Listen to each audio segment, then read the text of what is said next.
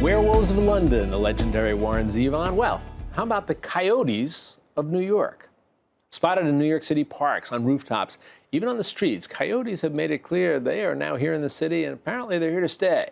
A new pilot project is keeping track of these shy yet clever creatures as they navigate and potentially take a bite of the Big Apple as urbanization encroaches on their habitats. Tonight, as part of our ongoing series, Peril and Promise, we'll take a look at how New Yorkers and coyotes can coexist. Joining me now to talk about all of this is Mark Weckel, the co-founder of Gotham Coyote Project and assistant director of youth initiatives at the American Museum of Natural History. Mark, nice to have you here with us. Oh, thank you for having me. Talk about the project first before we get into the specifics. How did the project come to be and what does it focus on? Sure. So Gotham Coyote started about 7 years ago. We're a collaboration of researchers, educators, and my favorite, students from New York City, working together to really understand these new critters, coyotes, that have only recently arrived in New York City. Explain to me why it is now we're starting to see, and we have started for a while now, we're starting to see coyotes essentially inserting themselves into the New York City environment. So New York City is almost a little late to the game. They have been in cities such as Boston and Toronto for decades. And it's part of a much larger story that, as the coyotes, we think of it as really an animal of the West. Yeah. You think of the coyote and the roadrunner. And in many ways, it is a symbol of the wilderness. Over the last 100 years, it's been expanding its range east. And about 1995 was the first time we actually saw a coyote in New York City. How are they able to make a living in what you would suspect, if you didn't know more about it, would be such a foreign environment to them? We do call ourselves Gotham Coyote, one, to get you to listen. Yeah. But the coyotes that we're studying in New York City, they really are in our natural areas. You know, New York City is really lucky to have 19% of our land to be parkland. Yeah. And there are these natural spaces, woodlands, brushy habitats, and fields where most of our coyotes call home. So when you're actually with us in the field, if we were to take you out to show you some of our camera traps that we use to monitor coyotes, you wouldn't know necessarily that you were in the Bronx. Okay. Because we're deep in the forest or we're deep in the fields.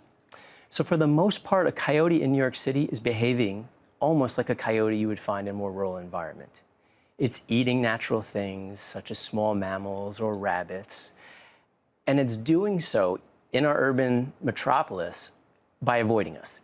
It's active in parks when we aren't. Okay. So it's this kind of interesting mix-up where they can live side by side with us, but the secret to that success is to avoid us at all costs. What about us and them? Is there a danger? I'm sure people are saying, whoa, coyotes, that sounds scary. Totally, and the reason we started this project really is to make the unfamiliar familiar. And that's the reason why we do our research and our education. 99% of New Yorkers will go their whole life never seeing a coyote. I've been studying for the past decade. I've only seen one in New York City with my own eyes. Really? Yes.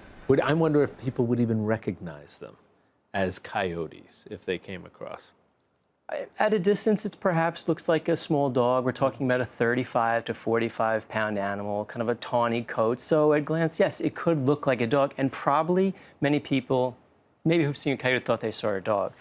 But in general, it's very unlikely to see them. We have to go to great lengths actually to get the data on the coyotes. So to give you an example, we have to put out a camera trap. So this is a camera, similar to one in your phone, that's triggered by the movement of a warm-bodied animal. We often have to leave it out for 2 months at a time simply to get a single photograph. So they're that elusive? They're that elusive. We'll pick up their scat, poop, feces, in order to figure out what they're eating. And from that, we'll extract their DNA to figure out what who that coyote was, how many there might be. But we have to go to great lengths to find that scat. So these are not animals that when you go through a park, you see the pigeons, you see the squirrels. That's the wildlife most New Yorkers will encounter. Our project, it's called Gotham Coyote, but we study Bronx coyotes. That's the borough that is really where we find coyotes. And is that simply because of the environment? There are more places there that they can come to and not just exist, but thrive? It's almost just the first stop. It's our only mainland borough. So getting there from Westchester, where they've been since the 70s, is quite easy. They don't have to take a bridge or a tunnel. They don't have to take a bridge or a tunnel. And Bronx is really green and well connected. We have huge, beautiful parks like Pelham Bay and Van Cortlandt, and even the East Bronx waterfront has beautiful parks along it. And they have natural areas where a coyote can hunt, raise pups, all with minimizing contact with people. So last question for you then. Bottom line, what do you want people to know about coyotes? What's important for them to understand? I think it has to start with knowing that they're here. You know, it can't be a secret, because I don't blame someone for hearing about an icon of wilderness, an icon of the West in New York City. Seems like a contradiction, seems like something to be scary.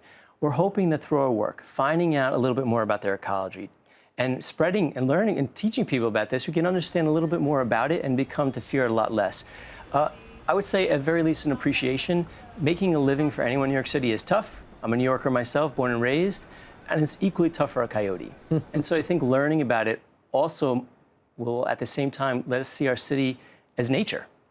And that's a nice thing to remember, as you said in the very beginning, how much of our city is indeed greenery and not what we think of as the concrete jungle. So a little bit inspirational. Yeah. And Mark, it's fascinating. Thank you. Just what you're doing is so interesting and so compelling and helping us to understand our environment so much better. It's always a pleasure to talk to you. We'll get you back soon. Thank you very much. All right, you be well. All right.